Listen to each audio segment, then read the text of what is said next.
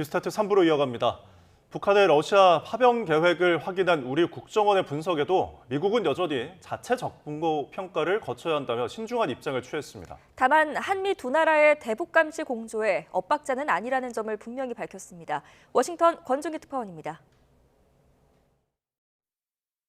미국 국무부는 이번에도 가정법을 쓰며 신중한 입장을 유지했습니다.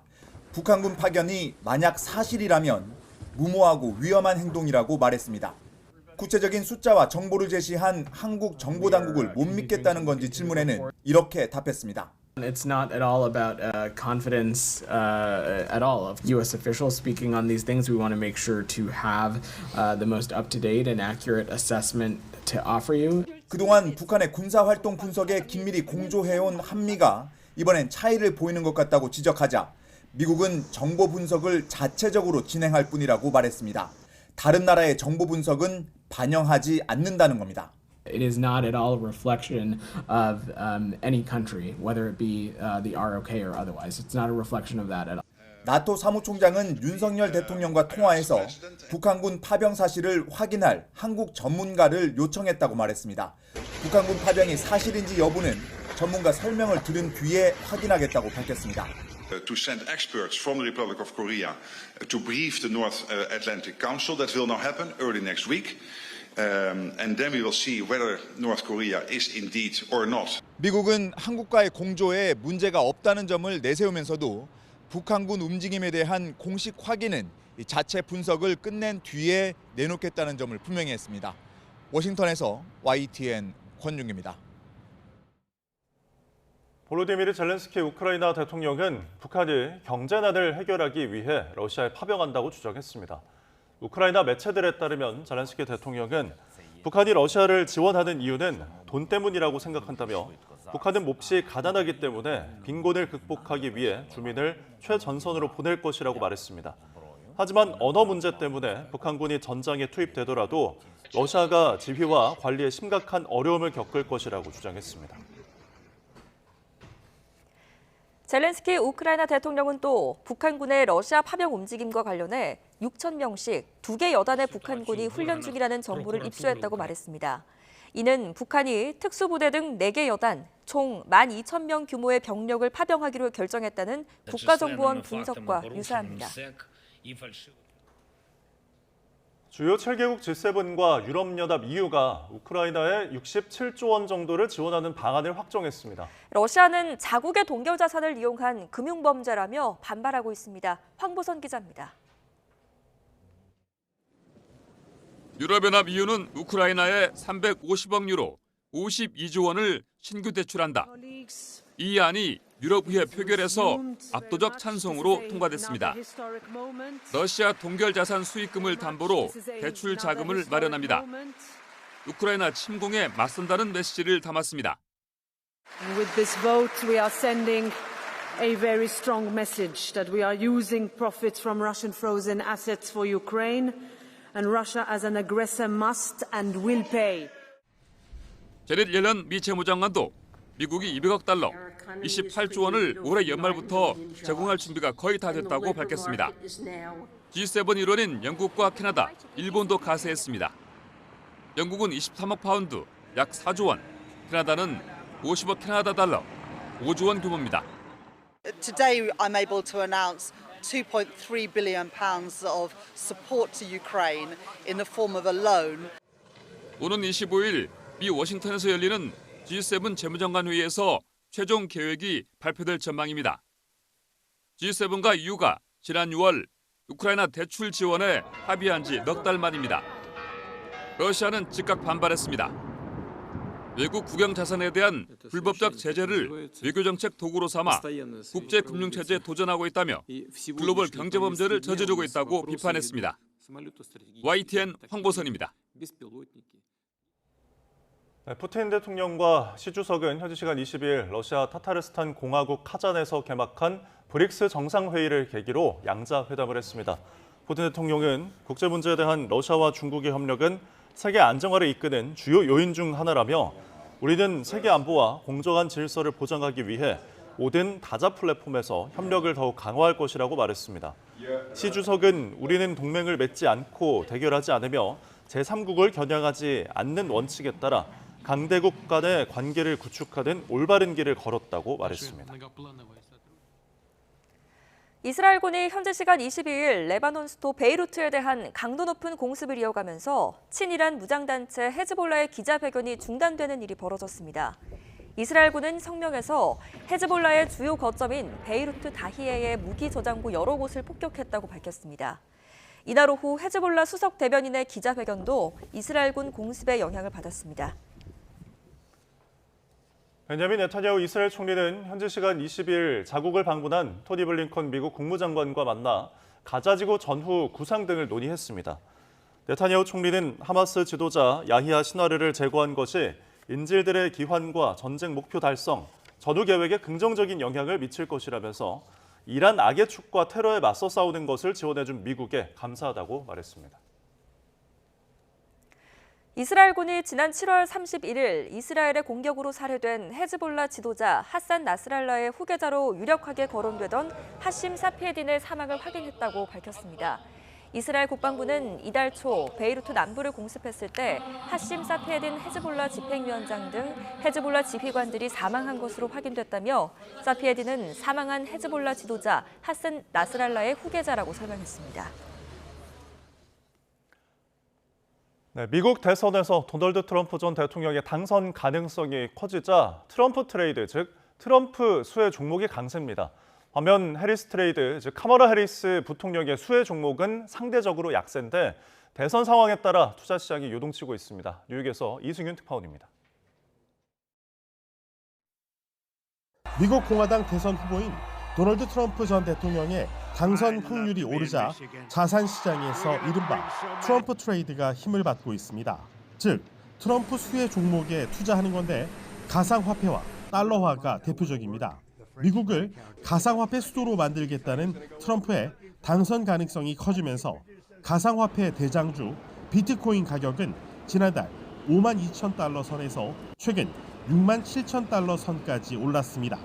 달러화도 트럼프 당선 시 20% 보편 관세 공약이 현실화해 물가가 오르면 금리도 올라 가치가 오를 전망입니다. 유로화, 엔화 등 6개 주요 통화 대비 달러 가치를 나타내는 달러 인덱스는 지난달 100선까지 떨어졌다가 103선을 넘어섰습니다. 또 규제 완화를 기대하는 은행주와 에너지주, 트럼프가 대주주인 트럼프 미디어, 트럼프 지지자인 일론 머스크의 테슬라도 수혜주로 꼽힙니다. And our trade policies will make it very, very rich. That's why a guy like Elon Musk is supporting me because he knows what's going to happen. 반면 해리스 트레이드, 즉 캐멀라 해리스 부통령의 수혜 종목은 친환경 에너지 기업입니다. We invested roughly $1 trillion over the next 10 years to reduce greenhouse gas emissions, boost climate resilience, and support adaptation and build a clean energy economy. 최근 트럼프의 당선 가능성이 커지며 해리스 수혜주들은 약세를 보이는 상태. 다만 전문가들은 여론조사가 접전 중이고 석 달 이상 이어진 미 증시 상승세는 여당에 유리한 만큼 속단은 이르다고 조언합니다. 미 대선 레이스가 워낙 초박빙으로 진행되면서 선거일이 다가올수록 시장의 불확실성이 커지며 투자업계가 유동치고 있습니다. 뉴욕 월스트리트에서 YTN 이승윤입니다. 네, 간밤 뉴욕 증시는 연방준비제도의 금리 인하 지연 가능성에 대한 우려와 기업 실적 보고서 등을 반영해 보합권에서 혼조세로 마감했습니다. 뉴욕 증권거래소에서 다우존스 30 산업평균지수는 전장 대비 6.71포인트, 0.02% 밀린 42,924.89에 거래를 마쳤습니다. S&P 500 지수는 전장보다 2.78포인트, 0.05% 낮은 5,851점이, 기술주 중심의 나스닥 종합지수는 전장보다 33.12포인트, 0.18% 오른 18,573.13을 기록했습니다. 다음 달 미국 대선에서 누가 승리하든 가상화폐 대장주 비트코인 옵션 투자자들은 다음 달 말까지 가격이 상승할 것으로 보고 투자에 나섰습니다. 블룸버그 통신은 옵션 투자자들이 비트코인이 다음 달 말까지 8만 달러에 이를 수 있다고 보고 있다며 이같이 보도했습니다. 미국 대선을 2주일 앞두고 미국의 휘발유 가격이 하락세를 보이고 있다고 뉴욕타임스가 보도했습니다. 미국 대부분의 주에서 휘발유 가격이 1갤런에 3달러 수준으로 떨어진 가운데 현지 시간 22일 기준 미국 주유소의 평균 일반 휘발유 가격은 3달러 16센트로 지난해 같은 시점과 비교해 11% 하락했습니다. 뉴욕타임스는 카멀라 해리스 부통령이 휘발유 가격 하락을 자신의 공으로 돌리면서 선거운동의 호재로 활용하려고 노력하고 있다고 보도했습니다.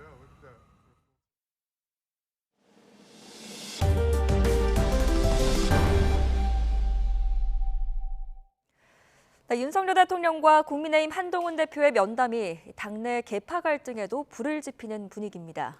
친한계에선 대통령실의 의전 등을 두고 실망을 넘어 분노하는 분위기마저 감지되는데 친윤계는 한 대표 스스로 신뢰를 회복해야 한다며 시각차를 드러냈습니다. 임성재 기자입니다. 윤석열 대통령과 한동훈 대표의 면담 다음 날 친한계를 중심으로 한 대표가 푸대접을 받았다는 날선 반응들이 쏟아졌습니다. 회동 전 20여 분의 기다림부터 자리 배치 등 의전 방식까지 과연 윤 대통령이 한 대표를 집권 여당의 대표로 인정하는지부터가 의구심이 든다는 겁니다. 윤석열 대통령이 두 팔을 식탁 위에 올려놓고 앉아 계시고 그다음에 그 비서실장과 그 앞에 이제 우리 한 대표가 뒤통수만 보이는 모습으로 마치 그게 무슨 교장 선생님이 학생들 놓고 훈시하는 듯한. 특히 한 대표가 인적 쇄신을 요구한 거로 알려진 인사가 윤 대통령과 한 대표의 산책에 동행하고 대통령실 공식 배포 사진 곳곳에 등장한 건 그 의도가 다분하다는 해석도 나왔습니다. 친윤계는 그러나 성과 없는 회동은 한 대표가 윤 대통령과 신뢰관계를 쌓지 못한 것에서 비롯된 거라고 반박했습니다. 첫 술에 배부를 수는 없는 만큼 한 대표 스스로 신뢰 회복에 적극적으로 나서야 한다는 당부도 같은 맥락으로 읽힙니다. 대통령께서도 한동훈 대표님의 의견을 경청하신 만큼 저는 우리 한동훈 대표님께서도 대통령과의 신뢰 회복을 위해서 조금 노력해 주셨으면 좋겠다. 신뢰 회복 방식은 이른바 김여사 3대 요구처럼 대통령을 공개 압박하는 모양새가 돼선 안 된다는 뼈있는 말도 나왔습니다. 김여사 문제를 필두로 사안마다 시각을 달리해온 친한 친윤 사이 갈등이 이번 회동을 계기로 폭발하는 듯한 기류도 감지됩니다. 윤 대통령과의 80여 분 만남 뒤 곧장 귀가한 한 대표와 달리 추경호 원내대표는 같은 날 대통령과 만찬을 했다는 사실이 알려진 게 도화선이 됐습니다. 추 원내대표는 연락이 와서 잠시 들른 것뿐이라며 확대 해석에 선을 그었지만 잠시 연락이 있어서 함께 여러분들하고 있는 자리에 제가 잠시 갔던 것이고 또 그런 경우는 통상 있는 일로 그렇게 저는 알고 있습니다. 친한계는 전형적인 갈라치기다. 추 원내대표가 정치적 함의를 모를 리 없다는 감정 섞인 반응을 보였습니다. 윤 대통령과 한 대표의 만남이 가시적인 성과가 없을 뿐더러 대파 간 갈등의 골만 더 깊게 했다는 평가가 적지 않습니다.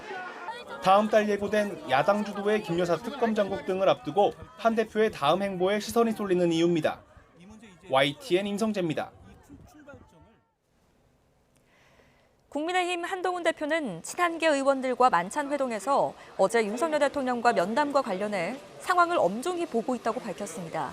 한 대표는 서울 여의도 한 식당에서 윤 대통령과의 면담 내용을 공유하기 위해 친한계 의원 20여 명과 저녁 식사 자리를 마련했습니다. 만찬에는 조경태, 장동혁, 한지아, 박정훈 등 지난 6일 친한계 만찬 자리에 함께한 의원들과 함께 김상훈, 안상훈, 최보윤 의원 등도 참여했습니다. 의료계 단체인 대한의학회와 한국의과대학, 의학전문대학원 협회가 의정 갈등 해법을 논의하는 여야의정 협의체에 참여하기로 했습니다. 두 단체는 입장문에서 정부의 일방적 정책 추진에 분명히 반대한다면서도 대한민국 의료 붕괴를 더는 묵과할 수 없어 협의체 참여를 결단했다고 밝혔습니다. 또 의대생이 제출한 휴학계가 대학의 자율적 의사에 따라 허가돼야 하고 2025학년과 2026학년도 의과대학 입학 정원을 협의체에서 논의를 해야 한다고 강조했습니다.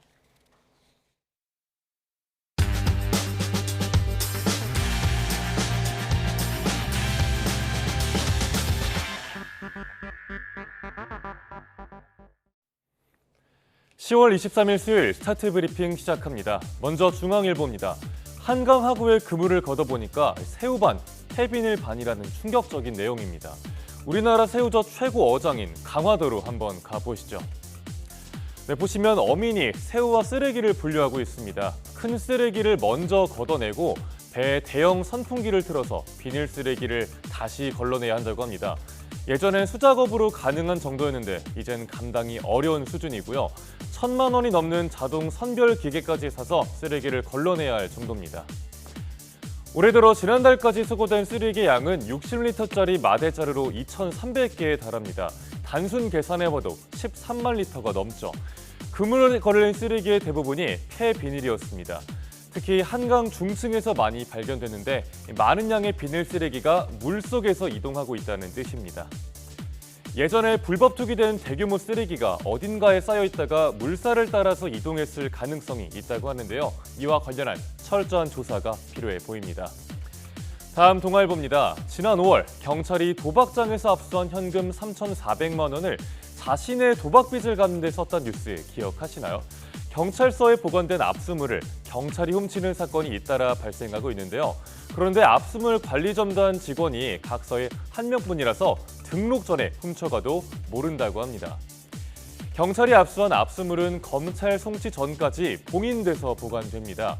경찰서는 한 달에 한 번, 시도경찰청은 분기별로 압수물 현황을 점검하고 있습니다.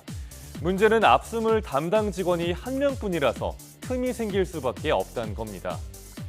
경찰 관계자는 은행 직원이 금고에서 돈을 빼낸 뒤에 가짜 돈을 채우고 전산상으론 이상이 없는 것처럼 해놓는 행위에 비유하기도 했습니다. 압수물 보관 기간이 길어질수록 도난 우려도 커지게 되겠죠. 당장 올해 3억 원을 4개월에 걸쳐서 조금씩 빼내다가 적발된 사례도 있었습니다. 경찰이 압수한 압수물을 경찰이 훔치는 황당한 상황 막아야겠죠. 전문가들은 불시 점검을 도입해야 한다고 지적합니다. 또 관리 인력을 여러 명으로 늘려서 교차 점검을 할 필요가 있다는 의견도 신문은 전하고 있습니다. 이번엔 서울신문입니다. 어느 직장이든 있어서는 안 될 직장 내 괴롭힘. 그런데 초등학생보다 말귀를 못 알아듣는다처럼 모멸감을 주는 발언 등 괴롭힘이 공직사회 내에서도 만연하다고 합니다. 작년엔 상사가 혼전 임신한 직원에게 압이 없는 애를 임신했네라고 한 사실이 알려져서 큰 논란이 됐습니다. 공무원들은 내부 감사실은 소용이 없고 익명신고센터나 감사원 신고가 차라리 낫다는 반응입니다. 문제 삼지 못할 정도로만 괴롭히는 애매한 괴롭힘도 있다고 하는데요. 다 내게 맞추라면서 감정이 실린 업무 지시는 신고도 못한다는 하소연이 나옵니다. 공무원이 직장 내 괴롭힘으로부터 보호받을 명시적 규정이 없는 것도 문제입니다. 국가공무원법을 우선 적용받기 때문이죠. 직장 내 괴롭힘으로 징계를 받은 공무원은 지난해 30%가 증가했습니다. 하지만 솜방망이 처벌이 2차 가해를 양산한다는 우려도 나옵니다. 징계 요행을 보면 견책이 가장 많았고요. 파면은 한 명도 없었고 해임은 중앙부처와 지자체 각각 5명 정도에 그쳤습니다. 당장 지난 3월과 4월 저연차 공무원 2명이 직장 내 괴롭힘으로 스스로 목숨을 끊는 안타까운 일이 있었죠. 경직된 조직 구조를 유연하게 운영하고 관행이란 이름으로 되풀이되는 괴롭힘을 뿌리 뽑을 대책이 필요해 보입니다. 이어서 한국일보 보겠습니다. 기적의 비만약이라 불리는 위고비, 지난주에 국내에도 상륙했죠. 그런데 비대면 진료를 이용하니까 30초 만에 처방이 가능했다고 합니다. 곳곳에서 묻지도 따지지도 않고 처방되고 있어서 오남용 우려가 지적이 되고 있습니다. 위고비를 처방받으려면 체중 관련 동반 질환이 있거나 특정 BMI 기준을 넘어야 합니다.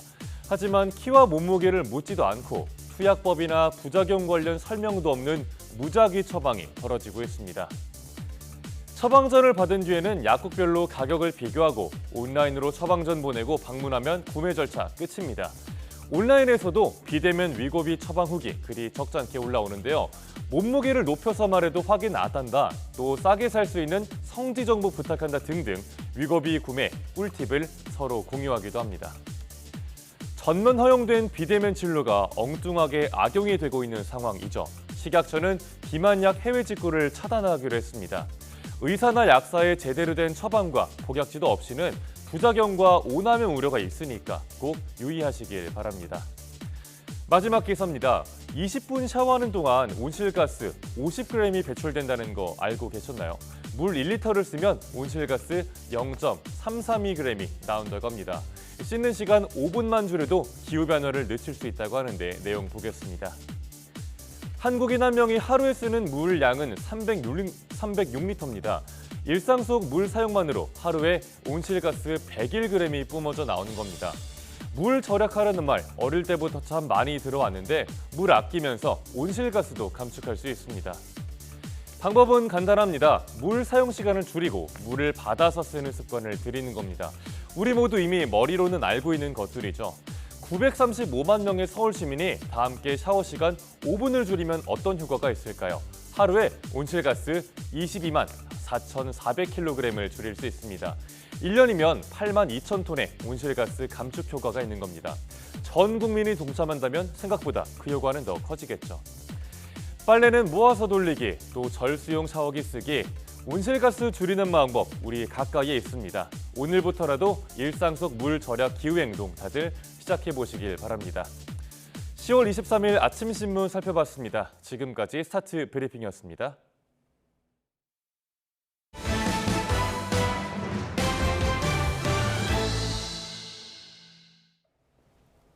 오늘의 주요 재판 살펴보겠습니다. 이른바 사법농단 사건으로 기소돼 1심에서 무죄를 선고받은 양승태 전 대법원장의 항소심 재판이 오늘 오후 2시에 열립니다. 지난달 열린 첫 재판에서 검찰은 1심 재판부가 법리를 오해했다고 주장했고 양 전 대법원장 측은 적절한 판단이었다고 맞섰습니다. 미성년자를 대상으로 한 집단 성매매를 알선하고 성착취물을 배포한 40대 임모 씨의 첫 재판이 오늘 오전 10시쯤 시작합니다. 임 씨는 수사 단계에서 3차례나 구속영장이 기각됐는데 검찰은 임 씨가 수사를 받는 중에도 범행을 한 점을 입증해 4번째 시도 만에 신병을 확보했습니다.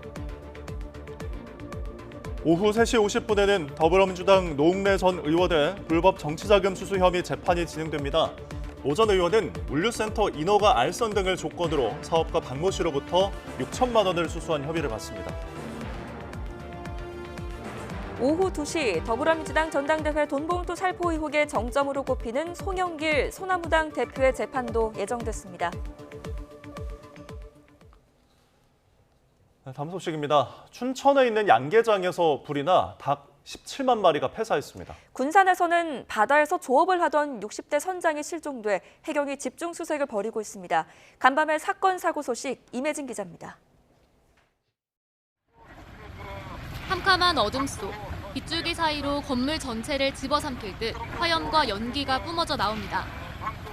강원 춘천시 양계장에 불이 난 건 어제 오후 5시 50분쯤. 불은 창고를 포함해 건물 4개 동을 태우고 4시간 만에 꺼졌습니다. 직원 9명이 몸을 피해 다친 사람은 없었지만 닭 17만여 마리가 불에 타는 등 소방추산 10억 원의 피해가 생겼습니다. 소방당국은 창고에서 불이 시작된 것으로 보고 정확한 화재 원인을 조사하고 있습니다. 늘어선 차량 뒤쪽으로 시커먼 연기가 솟구칩니다. 어젯밤 10시쯤 인천 미추홀구 하객동에 있는 자동차 공업사에서 불이 나 40분 만에 꺼졌습니다. 다친 사람은 없었지만 건물 일부와 차량 여러 대가 불에 탔습니다. 전북 군산에서는 바다에서 조업하던 60대 선장이 실종됐습니다. 어제 오후 5시쯤 어선에 휴대전화만 있고 사람이 없다는 인근 조업선에 신고를 접수한 해경은 경비함정과 잠수 인력 등을 투입해 이틀째 수색 작업을 벌이고 있습니다. 어제 오후 김포에서 제주로 향하려던 제주항공 여객기가 엔진 결함으로 이륙전 회항에 승객 180여 명이 불편을 겪었습니다. 저희도 지금 렌트카가 8시에는 닫는데요. 그 시간에 도착을 못하는 상황이라서 렌트카를 못 빌리고 택시 타고 숙소로 갔다가 내일 아침에 다시 택시 타고 렌트카 회사로 가야 되는 상황도 있고. 제주항공은 3시간 반 만에 대체 항공기를 투입해 운항을 재개했다며 피해를 본 승객들에게 보상과 환불을 진행한다는 방침입니다. YTN 임혜진입니다.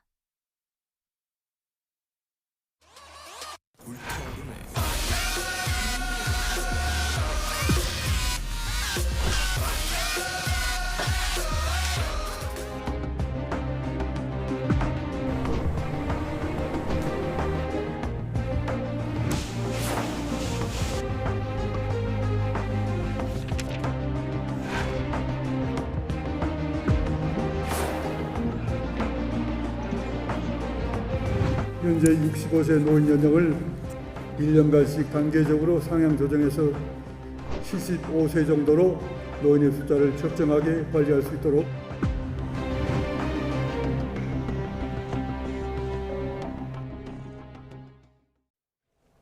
최신 경제 소식을 빠르고 친절하게 전해드립니다. 스타트 경제, 오늘은 석병훈 이화여대 경제학과 교수와 함께하겠습니다. 교수님 어서 오십시오. 안녕하십니까. 네, 어서 오십시오.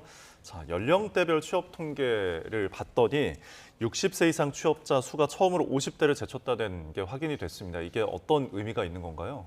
예, 인구 구조 변화하고 60세 이상의 인구의 경제 활동 참여가 확대됐기 때문이라고 보시면 되겠습니다. 예. 통계청 9월 고용 동향에 따르면요.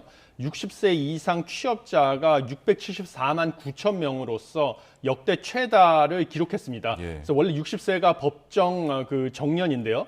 더 이상 은퇴를 하지 않고 60세 이상이 돼도 계속 노동시장에 남아서 일을 한다는 것을 의미하고요. 그다음에 이 60세 이상 취업자 비중 역시 23.4%로 전 연령대에서 1위를 차지했습니다. 그래서 취업자 4명 중에 1명꼴로 60세 이상이라고 보시면 되겠고요. 이 60세 이상 취업자의 비중 역시 42년 만에 약 4배 늘었습니다. 그래서 1982년 7월 기준으로 봤을 때는 6%에 불과했는데요. 예. 지금은 23.4%가 됐으니까 그만큼 이 고령화가 빠르게 진행된 결과다라고 보시면 되겠습니다. 그렇군요. 이 취업자 수 자체도 중요하겠지만 특히 어떤 분야에서 좀 많이 늘었냐, 고용 형태 같은 이런 또 고용의 질이 또 중요할 것 같은데 어떻습니까? 예, 고용의 질만 놓고 보면 그렇게 높지는 않은 것으로 나타났습니다. 예. 특히 보건복지업이나 제조업에서 취업자 증가폭이 늘었는데요.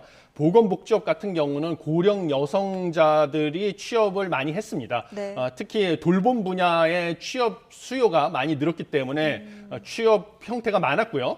그다음에 남성 같은 경우는 60세 이상 남성이 제조업에서 퇴직 후 재고용 형태로 비정규직으로 취업을 많이 해가지고 이 고용의 질 자체는 높지 않았고요. 또한 취업이 안 되는 경우에는 창업을 하는 경우도 많이 있었습니다. 네. 그래서 고령층 창업도 7월 기준으로 창업 기업이 무려 1만 3천 개로 15%나 증가했습니다. 예, 소위 이제 촉탁이라는 것들이 이제 사회적으로 좀 형상이 많이 두드러지는 것 같은데 지금 뭐 내년이나 내후년이면 우리 사회 이제 노령 인구가 20%를 넘어서서 뭐 초고령 사회에 진입한다라는 전망들이 많거든요. 그럼 이런 추세들이 앞으로 더 빨라지거나 그 퍼센트가 더 많아질 수밖에 없을 것 같은데요.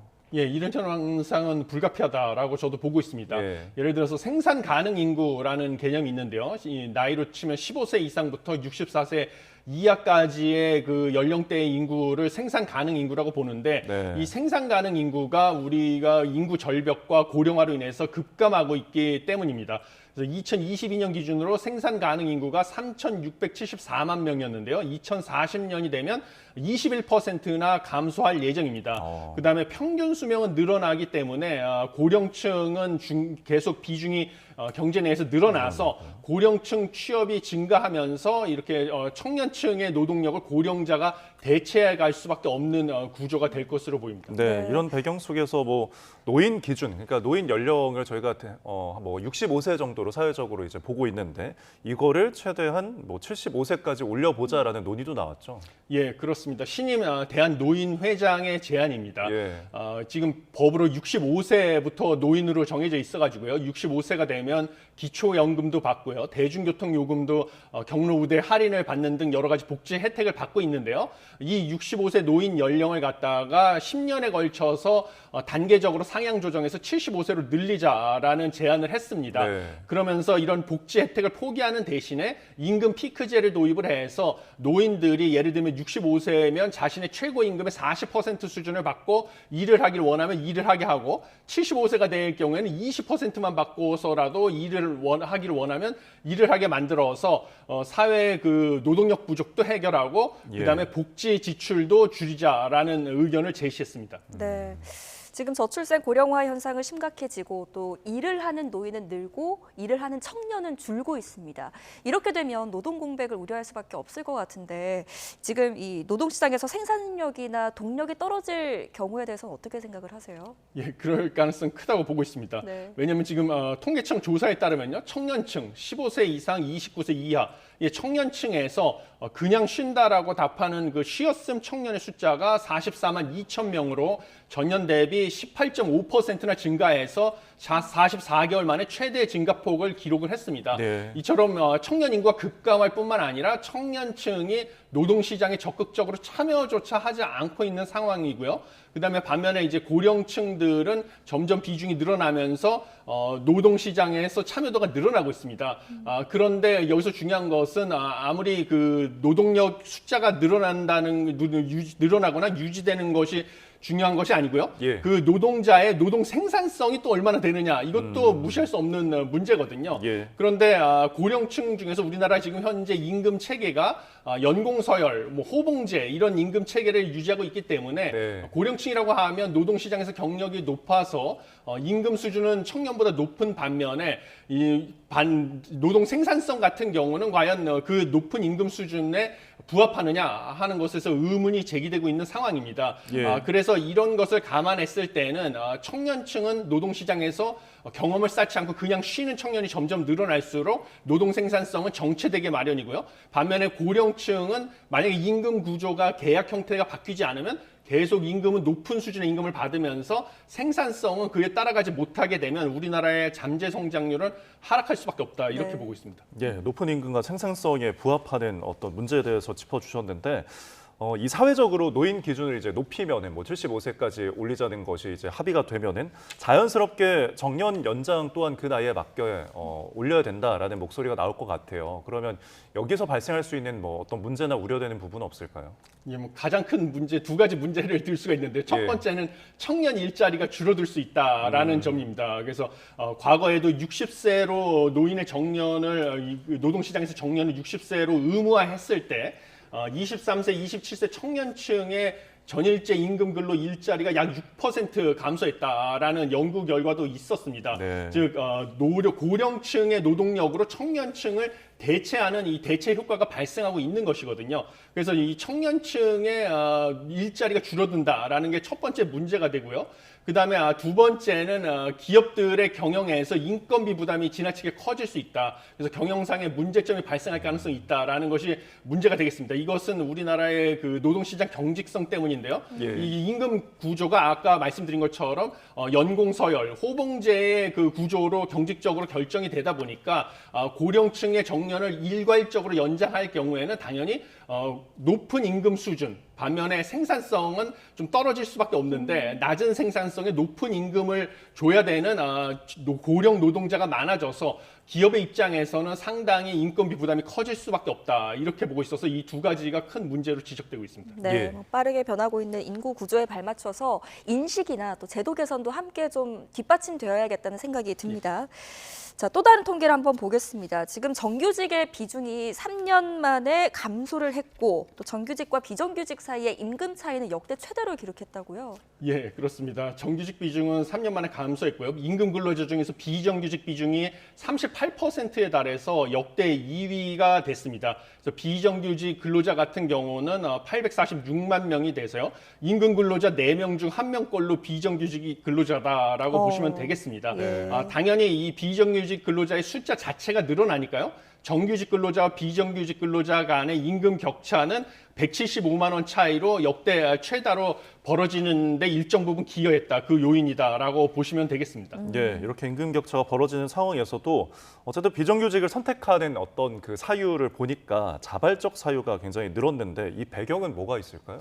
예, 이게 이 근로 문화가 바뀌고 있다라는 것으로 보여집니다. 그래서 원하는 시기에 원하는 시간만큼 일하는 것을 선호하는 문화가 정착되고 있는 것이 아니냐라는 해석이 나오고 있는데요. 네. 가장 큰 이유가 아까 앵커님께서 지적하신 것처럼 비정규직 근로자 중에서 자발적인 사유로 비정규직이 나는 되기로 했다. 된다라는 비율이 66.6%에 달하는 것으로 역대 최고로 나왔습니다. 예. 그다음에 이 자발적인 사유 중에서도 현재 비정규직으로서 근로 조건에 만족한다는 비중이 약 60%에 달하기 때문에 본인이 원하는 시기에 원하는 시간만큼만 일하는 이 비정규직의 고용 형태를 선호하는 방식으로 그 노동시장에서의 그 근로계약의 패턴이 바뀌고 있는 것이 아니냐 이렇게 보여집니다. 네.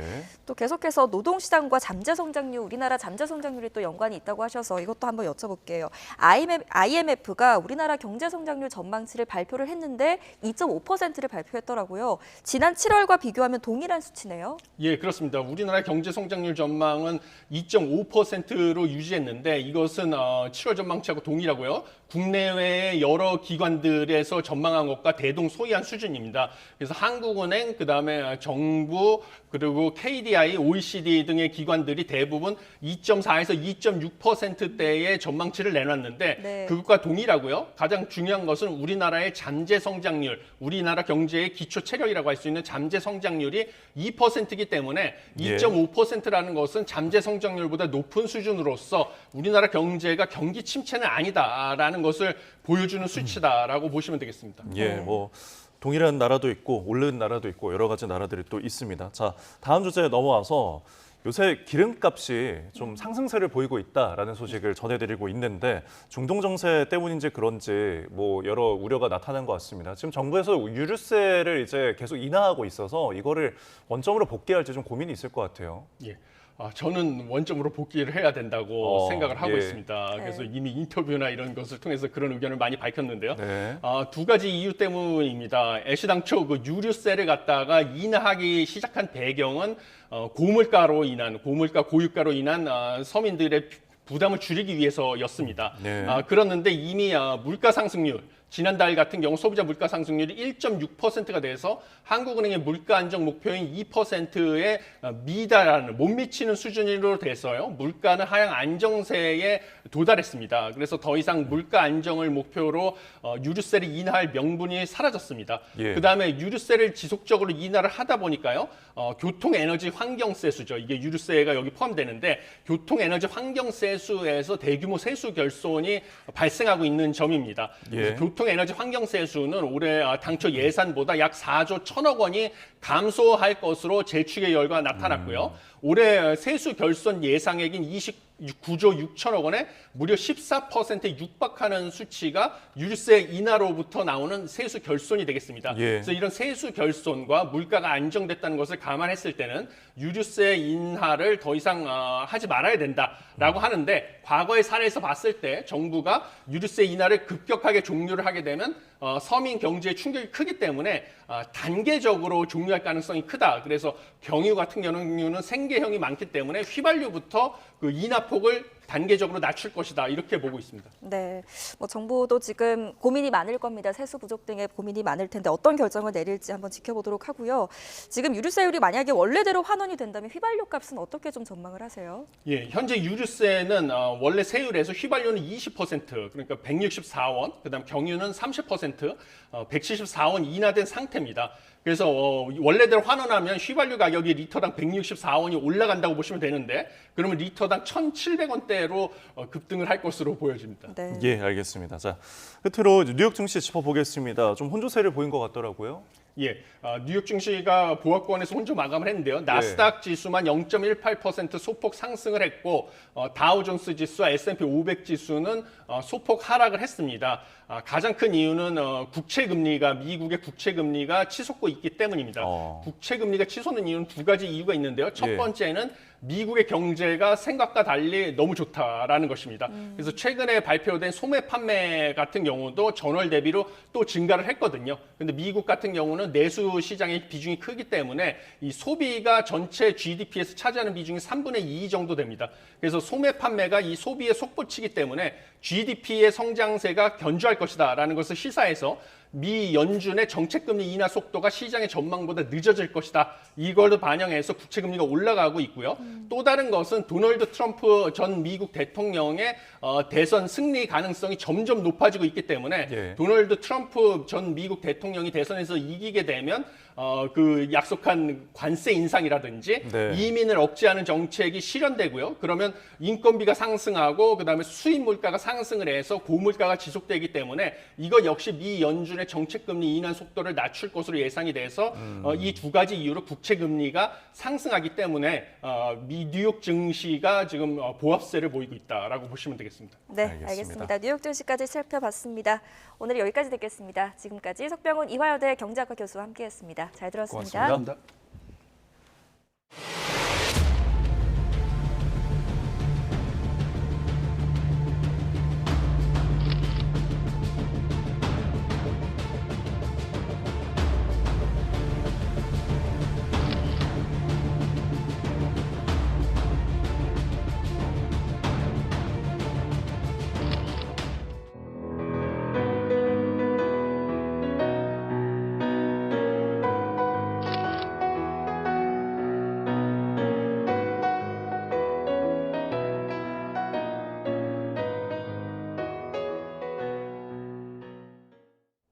네, 이번엔 출근길 날씨 알아보겠습니다. YTN 야외 스튜디오 연결합니다. 윤수빈 캐스터.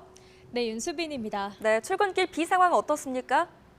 네, 제가 지금 나와 있는 이곳 상암동은 비가 내리고 있지 않지만 그 밖의 지역 곳곳으로는 약한 비나 빗방울이 떨어지고 있습니다.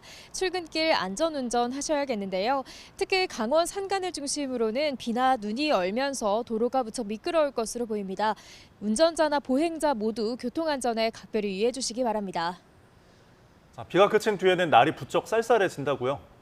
네, 맞습니다. 비는 오전 중에 대부분 그칠 것으로 보이는데요. 하지만 이 비구름 뒤로 찬 공기가 남하하면서 현재 서울 기온은 11.5도로 어제 같은 시각보다 3도가량 낮아 무척 쌀쌀하고요.